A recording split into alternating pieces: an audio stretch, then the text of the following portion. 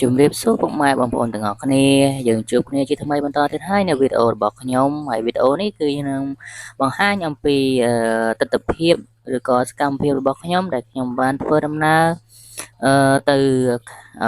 បំពេញការងារនៅក្នុងឃុំមន្ទីរចក្រីហើយនេះយើងបានមកដល់ភូមិពោឃុំមន្ទីរចក្រីហើយយើងឃើញពីទស្សនវិជ្ជានៃការរស់ស៊ីប្រកបរបររបស់ប្រជាពលរដ្ឋរស់នៅក្នុងឃុំមន្ទីរចក្រីហ្នឹងគឺជាធម្មតាហើយបើយើងឃើញពីទស្សនវិជ្ជានៅតាមដងផ្លូវជាតិលេខ11នេះគឺមានការអភិវឌ្ឍឬក៏ការធ្វើយ៉ាងស្អាតមែនទែនដោយមានគំនូសចរាចរណ៍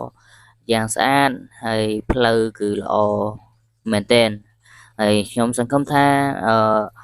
ពុកម៉ែបងប្អូននឹងចូលចិត្តនៅវីដេអូរបស់ខ្ញុំហើយនឹងគាំទ្រវីដេអូរបស់ខ្ញុំបន្តទៀតដើម្បីជាការលើកទឹកចិត្តរបស់ខ្ញុំផងដែរបាទហើយយើងឃើញហើយទស្សនវិជ្ជាទាំងអស់ហ្នឹងគឺយើងឃើញមានភាពល្អប្រសើរមិនសូវស្ងាត់ហើយក៏ឃើញអំពីចរាចរណ៍នានានៅក្នុងតាមដងផ្លូវនឹងផ្ទាល់តែម្ដងហើយខ្ញុំសង្ឃឹមថាពុកម៉ែបងប្អូនពេញចិត្តជួយ Subscribe នៅ Channel របស់ខ្ញុំ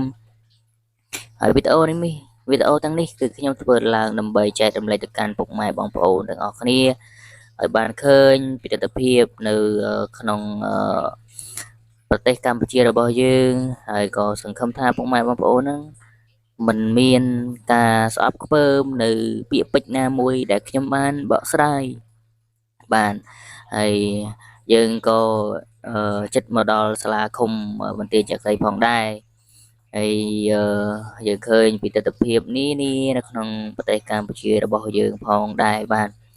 ហើយនេះយើងបានមកដល់សាលារៀនហើយនេះក៏យើងបានមកដល់សាលាឃុំផងដែរហើយយើងក៏ចូលទៅដល់សាលាឃុំហើយក៏បានថតនៅទស្សនវិជ្ជានៅខាងក្រោយបរិវេណសាលាឃុំផងដែរហើយយើងឃើញថានៅបរិវេណសាលាឃុំហ្នឹងគឺ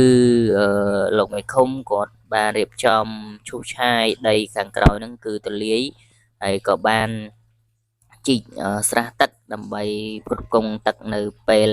ថ្ងៃខាងមុខផងដែរវីដេអូរបស់ខ្ញុំមានតែប៉ុណ្្នឹងទេជួបគ្នាវីដេអូថ្មីបន្តទៀតសូមអរគុណសូមជម្រាបលាផងដែរបាទ